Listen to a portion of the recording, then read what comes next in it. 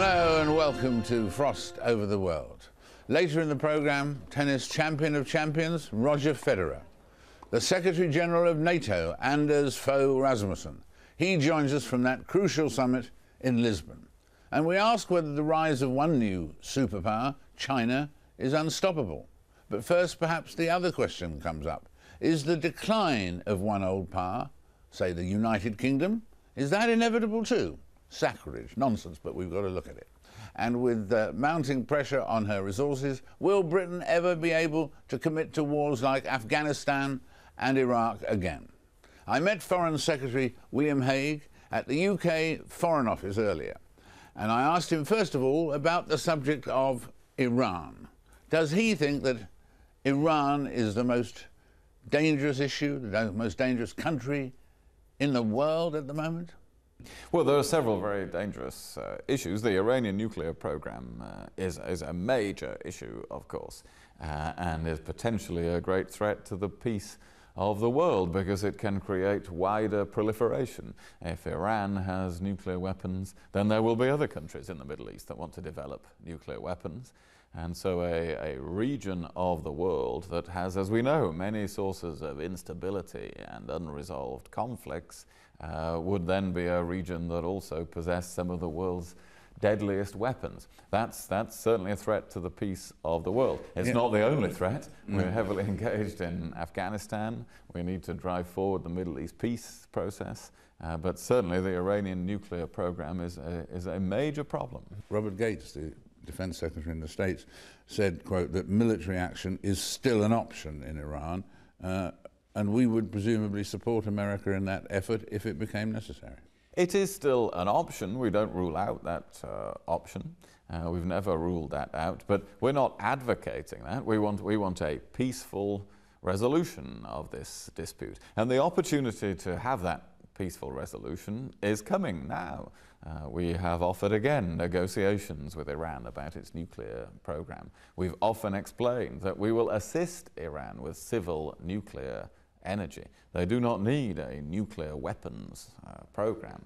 Refining and all of that they need, don't they? Well, yes, but they do not need to be able to enrich uranium in a way that is consistent with a nuclear weapons program. The rest of the world will make sure that they have nuclear fuel for civil nuclear energy. And so I hope we will be able to come to a peaceful resolution of this dispute. Who wants to see a new war or conflict in the world? But Iran is going to have to choose the way forward. Are they going to be under intensified economic pressure and justified economic pressure because they are in breach of the Non-Proliferation Treaty and of resolutions of the United Nations Security Council? Or are they going to say, let's have peaceful nuclear energy and work with the other nations of the world and take our place, as we should, as a leading nation in our region. And in terms of, I mean, people write, are we in the West paying a price for turning a blind eye to the fact that it's fine for Israel to have nuclear weapons? Iranians say, why can't we have them if Israel has them, and all of that sort of thing.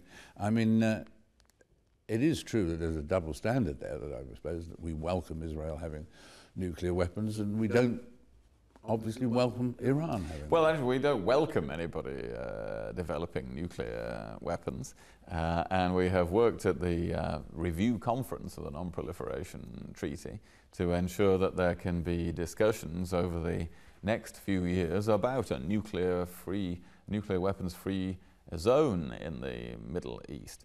So we're not in favor of anybody in the Middle East developing nuclear weapons. We want to stop nuclear proliferation in the world. It's one of the great dangers to the peace of the world, and we have to tackle it together. President George W. Bush said last week about waterboarding, which is classified as torture over here, that it had stopped terrorist attacks at Canary Wharf and Heathrow Airport. Did it? And if it did, does it justify it? Well, I wasn't in office at the time, so I'm not really the minister that you can ask about that. We don't know, of course, we don't always know how intelligence that we receive has been derived. And we don't have, I'm not aware of any information about that we have about the mistreatment of people in these specific cases. Where we think that happens, where we suspect that detainees have been mistreated, then we make very strong representations to those governments and ask for assurances that in working with us, if they detain anybody, they will treat those people properly and respect their human rights.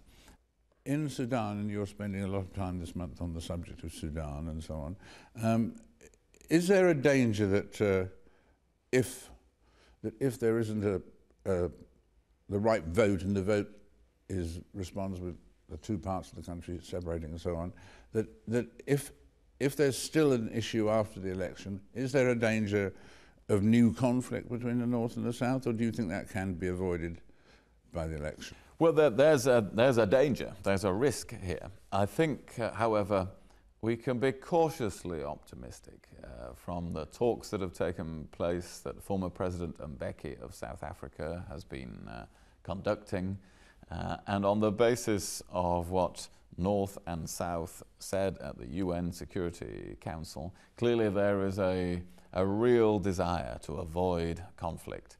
The defense ministers of Sudan and of southern Sudan have said there is no going back to conflict. Now that's very reassuring, and so we have to keep pushing things in that direction and giving the international support for that to make sure the referendums can go ahead on schedule, and that if there is a change, if the people in the south do vote to have a separate country, well then there will be ways of those countries working peacefully together, living peacefully alongside each other. So we're all still working on that, and we're, I think, beginning to be cautiously optimistic about it. The thought of cautious optimism in that country with its problems is positively positive, yes. Yes. Positively positive. It is, yes. In Afghanistan, President Karzai said at the weekend about the time's come to reduce the presence of boots in Afghanistan and criticising some of our allied policies and so on. Is there any circumstance in which our combat troops wouldn't leave in 2015, or is that absolutely definite? Because obviously the danger is that the Taliban will think, let's just wait till 2015. That is definite. That is definite. I don't want anyone to misunderstand that. We will not be conducting combat operations, the British Armed Forces in Afghanistan, by 2050. We may still be there in a training or other role. And that brings me to the second point, which is that the Afghan national forces are being built up all the time. There will be more than 300,000 strong by the end of next year, even stronger by 2014.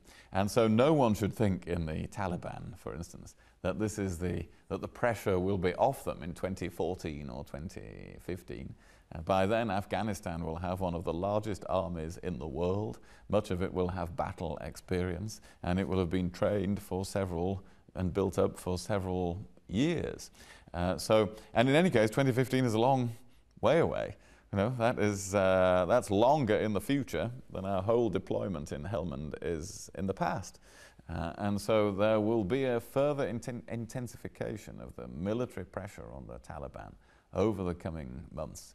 And General Petraeus will certainly be bringing that about, with British troops very much involved in that. And so you just don't think it'll ever arise, the possibility that we would be behind in the battle by 2015? Just wouldn't happen. Well, look, by 2014, the Afghan forces will be able to lead and sustain operations throughout Afghanistan on their own. And so the Taliban had better factor that into their calculations. You had a surprise, I think it was a surprise, in Israel when they sprung on you the fact that they were cancelling some talks because of the difficulty of Israeli ministers getting into Britain without a danger of being arrested and so on and so forth. Was that a surprise, a little ambush they gave you, or were you expecting that? It was maybe a little ambush. It was reversed within 24 hours because I made clear that that was not an acceptable way to proceed. And so those talks are going to take place. The Prime Minister Netanyahu made that clear. And yes, sometimes we have difficult moments in our relationships with Israel.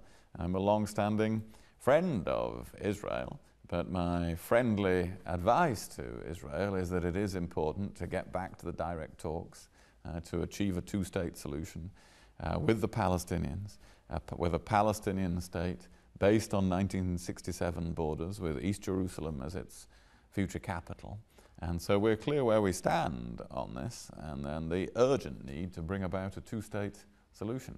But what's your reaction to all the stonewalling on the whole subject of settlements? That Israel's stance there probably must make you impatient from time to time. Yes, by the way, we can get impatient with all sides in this. You're prepared to do that. Yes. Yeah. Well, we all do sometimes, I think, get impatient, because clearly for the peace of the world and of the region, we need to arrive at that two-state solution. That requires Israelis and Palestinians to make the compromises that are necessary. And we have to say that to Israelis and to Palestinians. I hope these direct talks now can get going again, and even as we speak there are important decisions potentially being made about that, and that a renewed effort can be made over the coming weeks. Coming hours, Ireland, we've said we would help in the bailout of Ireland if, as seems more likely today than yesterday, if it happens. We would help. We would dip into our pockets. We have said that it's in our national interest to assist Ireland if they need help. The British and Irish economies are so closely connected that it would be in our national interest to assist if we were asked to do so. Do you think the world is a more dangerous place or a safer place than, say, 30 years ago? Well, I think it is. I think it's become a more dangerous place over the last 15 years or so. 30 years is a more difficult question because the Cold War was still going on, and there was the danger of a nuclear exchange between the superpowers. But I think in the last 15 years it has become more dangerous, and is likely to continue to become more dangerous. But mainly because of the danger of nuclear proliferation, or partly the danger of nuclear proliferation. Partly because of climate change and conflict over scarce resources in the world. Partly because of the problems of international terrorism that we have seen. So we have to do a lot more work on preventing conflict. And a great deal of our foreign policy, directed, for instance, on Sudan, as we've been discussing, or on Yemen, is directed towards trying to prevent conflict rather than get involved in it when it's too late. Do you still do judo, by the way? A little bit, once a week if I can. We were looking at the only world leader that you could play or fight, whatever the word is, at judo is in fact Vladimir Putin, isn't he? Yes. He's the only one with judo on his credits. I think he might be better than me, so I'm not going to challenge him to a judo bout. I think that'll be a great relief to him. I think he was pretty concerned about it, I think. Who was your greatest hero in terms of politics? Who inspired you when you were young? You knew you were a Conservative by 16 in that famous visit to the conference. When did you get involved in politics? Was there, in caring about politics, and was there one person who was in politics or had been in politics who inspired you more? Well, if there was one person, it was Margaret Thatcher, not surprisingly, to someone growing up in the 1970s. Yeah. And Margaret Thatcher was there saying that she would rescue this country and turn its fortunes around. And thankfully, she did rescue the country and turn its fortunes around. So she was really your inspiration in a way? Yes. Yeah. You're only 49. You've got a lot of time in your life left and so on. Would you like to spend it all in politics? Well, I don't think I'd want to be a politician in my 60s, but that's some way away yet. As you have pointed out, I'm only 49. A mere 49. And really, I came back into the front line of politics to help get a change of government in Britain and to conduct our foreign policy. So it's very exciting to do so, and part of that is to connect this country up to the emerging economies of the world, which includes many states in the Middle East, actually, to strengthen our connections in culture and education and sport and business and diplomacy. And I'm enjoying doing that with the Gulf states, for instance, at the moment. So this is quite exciting work, and therefore I've got some way to go with it yet. Would you like to be Prime Minister one day? No, no. No, I've got that out of my system. As you well know, we did many interviews at Yes. the time when I was leader of the opposition, so I was the candidate to be Prime Minister of the Conservative Party. But I think I have now found the right slot in life, as it were. This is something I'm very comfortable doing in foreign affairs. And in any case, we have a great Prime Minister who I hope will last a very long time in David Cameron. Someone was saying you must ask William, do you think that, in fact, David Cameron is making a better Prime Minister than you would? Oh, yes, definitely. Yes. Oh, I've always said he was a better leader of the Conservative Party than me, because he has all-round political skills and all-round skills of communication.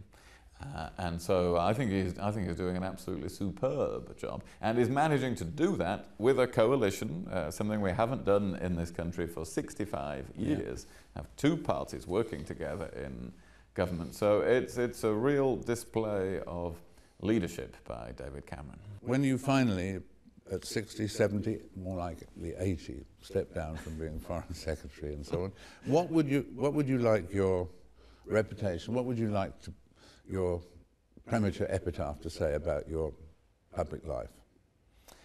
Oh, that I helped to connect Britain to the economic growth of the 21st century through the conduct of foreign policy, and left Britain with a foreign office that can conduct foreign policy wisely for decades to come. William, thank you very much indeed. Thank you very much indeed. Our thanks there to William Hague. Now, the world of global finance. It's in turmoil again.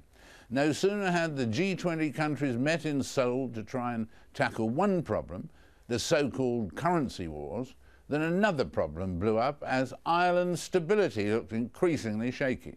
European countries clubbed together to offer the Irish a bailout, which everybody reckons they will have to accept. But Ireland at first replied that no bailout they hoped would be necessary. So what's going on, and should we all be worried? When baffled by global finance, frost over the world often turns to the Singapore-based financier Jim Rogers. And it so happens that this week he was in London, and so I could actually meet him face to face. And first of all, I asked him how he thought the euro, which he's always decrying, is faring. Well, I own the euro, I want to make sure you understand, but I do expect the euro to continue to have problems. They are continuing to weaken the euro from within. They're now talking about bailing out Ireland, among other people. None of this is good for the euro, none of this is good for Europe, none of this is good for the world. Who is it good for? Ireland, if it worked, I suppose. Well, even then, it's just a temporary thing for Ireland. It's because Ireland still has the long-term problem. Maybe this year, next year, they can push it out into the future. But Ireland still has gigantic debt that they have to deal with. And it's going to crimp the Irish economy for decades to come because they spent too much money. Whenever you drink too much, you have a hangover. You have to get over it. Right. Whenever you borrow too much, you have to deal with it eventually. Exactly. And, I mean, well, vague promises, I suppose one could talk about from the G20 and so on. I mean, do you think they're a fudge or a prescription for glory? David, it's a total fudge. A total fudge. We would all be better off if we pay for this. Taxpayers pay for it, and there were more than 20 countries there. There were 30 countries, as best I can determine. We pay for it. It does no good to anybody in the world. We would be better off if they want to get together, let them go to the bar and drink beer, but leave the rest of us alone in this whole fake of having we're all going to meet together and solve the world's problems. It has never worked. Never since the G7, the G8, or the G20. So what should they do instead? Leave us alone. Stay home. Let the market take care of the problems. Let people who go bankrupt. Let people who fail, fail. And the market will sort out the problems. Do you approve of the US printing money again? Absolutely not. Absolutely not, right? Yeah. Totally. Absolutely not. It is the ruination of the United States. It is not doing the world any good. The fact that you're going to debase the world's reserve currency has, David, it has never worked to try to succeed by debasing your currency. Never. Maybe it helps in the medium term sometimes or the short term, but it has never worked in the long. Many people have tried it. It has never worked. What about the IMF and the World Bank? In a previous conversation, you said, with that refreshing quality of yours, that they should both be abolished. Do you still feel that? Of course, David, can you think of anything the World Bank has done properly since 1945? Can you think anything... Give me time. Give me time. Can you think of anything the IMF has been right about since it was formed after the Second World War? No. Listen, there are thousands, tens of thousands of bureaucrats around the world living very high off the hog. They have fabulous payrolls, fabulous pension plans, but they've never been right about anything. For the people who are watching us now, in their own currency, they've got the equivalent of £5,000 they've suddenly inherited or something like that. Where should they invest? Where should they spend it? Reading you between the lines, you're backing commodities above all else, aren't you? Well, David, people should only invest in things that they themselves know about. If you get investment advice from watching television, you're going to lose money. Don't listen to you. Don't listen to me. All right. Don't listen to bureaucrats. Don't listen to us. Right. Don't listen to bureaucrats. But carry on watching. Stay with what you know. Now, the way I see the world, I don't see much happening in stocks in the next little while, because if the world economy gets better, yes, you'll make money in stocks, but you'll make more in commodities because there's shortages developing. But let's say the world economy doesn't get better. You're not going to make money in stocks if the world economy, but you might make money in commodities because governments are going to print money. It's the wrong thing to do, but that's all they know to do. All the bureaucrats know is to print money, print money, print money. And they'll do it. And whenever they've printed money, it's been good for commodities. It's not good for the world, but it's good for commodities. Well, that's a good summary. It sounds as though it's about as safe and convincing as putting the money on a horse.